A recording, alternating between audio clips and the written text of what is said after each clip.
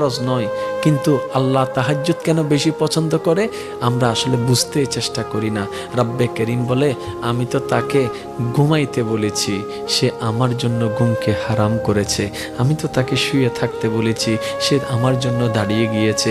আমি তো তাকে ল্যাপের ভিতর শুয়ে থাকতে বলেছি, সে আমার প্রেমে ঠান্ডা পানি দিয়ে অজু করেছে।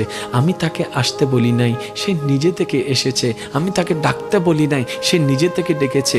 বান্দা যখন নিজের স্বইচ্ছায় আল্লাহর প্রেমে কোনো কাজ করে, সে কাজটা আল্লাহর পছন্দের মধ্যে থাকে না, বেশি পছন্দের মধ্যে চলে যায়। সুবহানাল্লাহ।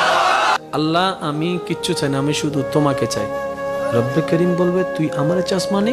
বলে যে, আল্লাহ, যতদিন বোকা ছিলাম দুনিয়া চেয়েছি, এখন থেকে আমি আশেক হয়েছি, তোমাকে চাই। কারণ আমি বুঝতে পেরেছি তুমি যার হয়ে যাবা, সারা বিশ্ব তার এমনিতেই হয়ে যাবে। সুবহানাল্লাহ। এবার